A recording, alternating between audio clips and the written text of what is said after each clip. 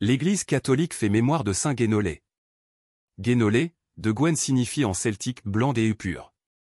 Fondateur de l'abbaye de Landévennec, Guénolé est issu d'une famille récemment implantée en Armorique. Son père Fragan et sa mère Gwen le mènent, alors qu'il n'a que 10 ans, au monastère de la Vraie près de Bréa, parmi des moines vivant sous la houlette de saint Budoc. Guénolé se fait vite remarquer par sa vive piété et son ardeur pour la vie monastique. À 24 ans, attiré par la renommée de saint Patrick, il envisage de rejoindre l'île des Saints quand le saint patron de l'Irlande lui fait savoir, dans une vision, au lieu de faire ce voyage lointain et inutile, tu ferais mieux d'établir un nouveau monastère en Bretagne, puisque vous n'en avez qu'un seul encore.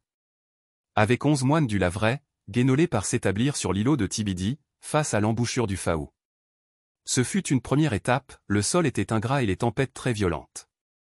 Après 3 ans, Guénolé se transporte avec sa petite équipe, dont fait partie son frère Guéthénoc, en la presqu'île de Landévennec, au fond de la rade de Brest.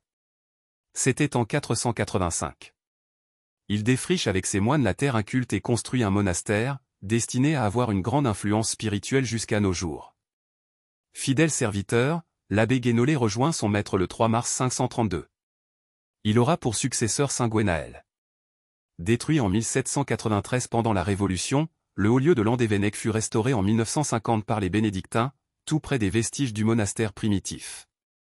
Saint Guénolé est toujours invoqué contre la stérilité des femmes et pour la sécurité des marins pendant les tempêtes. Saint Guénolé, priez pour nous. Évangile. Va, vends ce que tu as. Puis viens, suis-moi. Alléluia. Alléluia. Jésus-Christ s'est fait pauvre, lui qui était riche. Pour que vous deveniez riches par sa pauvreté. Alléluia. Évangile de Jésus-Christ selon saint Marc. En ce temps-là, Jésus se mettait en route.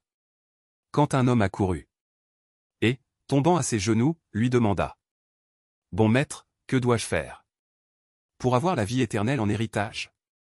Jésus lui dit. Pourquoi dire que je suis bon? Personne n'est bon, sinon Dieu seul. Tu connais les commandements. Ne commets pas de meurtre. Ne commets pas d'adultère. Ne commets pas de vol. Ne porte pas de faux témoignages. Ne fais de tort à personne. Honore ton père et ta mère. L'homme répondit. Maître, tout cela, je l'ai observé. Depuis ma jeunesse. Jésus posa son regard sur lui. Et il l'aima. Il lui dit. Une seule chose te manque. Va, vends ce que tu as. Et donne-le aux pauvres. Alors tu auras un trésor au ciel. Puis viens, suis-moi. Mais lui, à ces mots, devint sombre. Et s'en alla tout triste. Car il avait de grands biens. Alors Jésus regarda autour de lui. Et dit à ses disciples. Comme il sera difficile. À ceux qui possèdent des richesses. D'entrer dans le royaume de Dieu. Les disciples étaient stupéfaits de ces paroles. Jésus reprenant la parole leur dit. Mes enfants, comme il est difficile. D'entrer dans le royaume de Dieu. Il est plus facile à un chameau. De passer par le trou d'une aiguille. Qu'à un riche.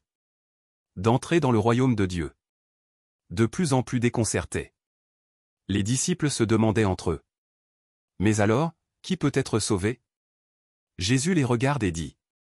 Pour les hommes, c'est impossible. Mais pas pour Dieu. Car tout est possible à Dieu. Acclamons la parole de Dieu. Louange à toi Seigneur Jésus.